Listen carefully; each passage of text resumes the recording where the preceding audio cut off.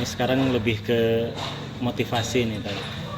Gimana cara memotivasi diri atau ngelawan rasa malas ketika lagi nge-mall, terus waktu sholat jadi suka males nyari musola atau diantar-antar, atau lagi rapat, aduh kagok nih, jadi nunda-nunda sholat. Ini gimana cara memotivasi dirinya nih? Almar'u ala dini khalilih. Seseorang itu, kata Nabi, tergantung atau sangat dipengaruhi oleh siapa yang jadi temannya. Jadi kalau temennya orang yang seneng sholat duha, jalan kemana aja waktunya duha, berhenti dulu, gue pengen sholat duha gitu, itu ke bawah, akhirnya jadi habit.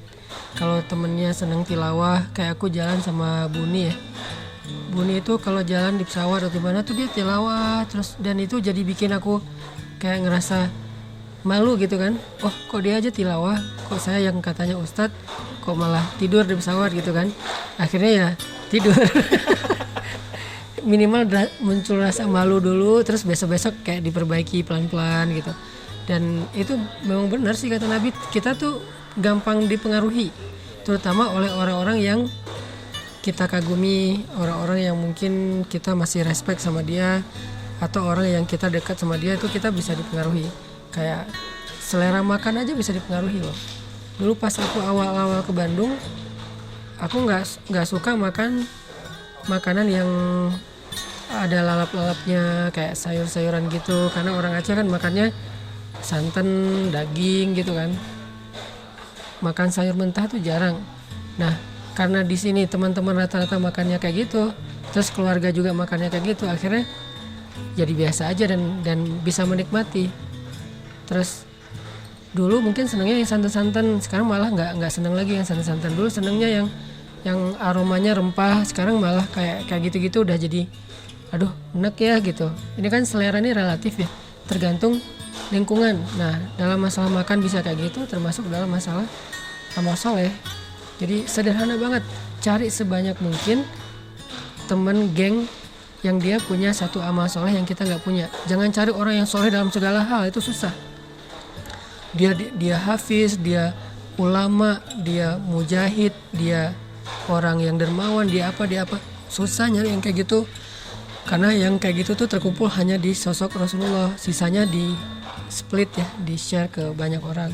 Ya mungkin ada yang ahli tahajud di antara kita, teman-teman geng kita, ada yang orangnya santun, itu aja yang kelebihan dia. Dia mungkin bukan ahli ibadah, walaupun gak bikin dosa, tapi dia orangnya santun gitu. Dia bukan ahli ibadah, tapi dia orangnya care, orangnya gampang tersentuh. Dia bukan ahli ibadah, tapi dia pola hidupnya sehat. Dia mungkin ahli ibadahnya bukan sholat malam, tapi cuma sekedar sholat duha. Dia tuh zikirnya bukan tilawah yang banyak berjus-jus, tapi dia kayak tangannya gini-gini terus, zikir terus.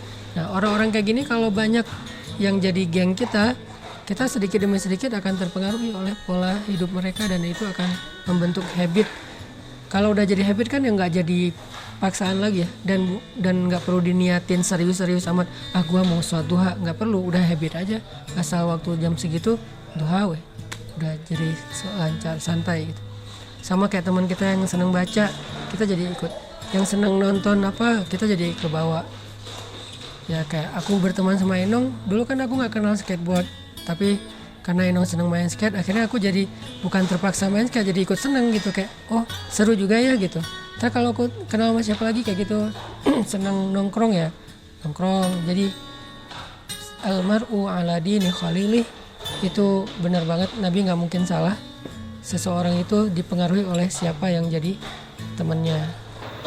Jadi kalau mau nge-mall, usahakanlah ada 1-2 orang yang Ya, biasa lebih bagus ngejaga kalau bisa sholat kayak gitu. ya. Makanya kita kalau sama teman-teman yang soleh itu, kalau perlu kita yang jaga dia untuk tetap jadi teman kita. Jangan gampang ilfil, jangan gampang bete. Mungkin dia nggak seru kayak yang lain, tapi dia yang jaga kita tentang urusan agama kita.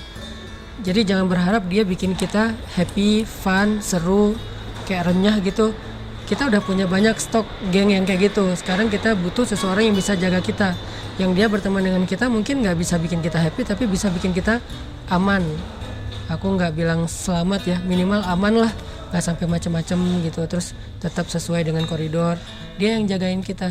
Kadang-kadang wajah dia nggak serak aja bikin kita ya udah deh nggak jadi deh gitu kan, gara-gara ekspresi dia. Nah, orang kayak gitu harus dijaga. Kalau perlu untuk sedikit berkorban supaya tetap punya teman kayak gitu, ya berkorban, kayak bayarin dia makan, peduli terhadap kebutuhan dia, karena dia tuh aset akhirat kita, yang menjaga surga kita, yang menjaga ibadah kita, yang menjaga kita dari dosa-dosa tuh dia. Jadi kerjaan dia itu adalah jagain kita, dan nggak ada angka yang sesuai untuk membayar itu, tapi setidaknya kita kayak menghargailah kebaikan dia supaya dia tetap, walaupun dia nggak mengharapkan itu, tapi supaya dia makin sayang sama kita, makin itu harus mencari teman yang soleh dan menjaganya dengan cara apapun.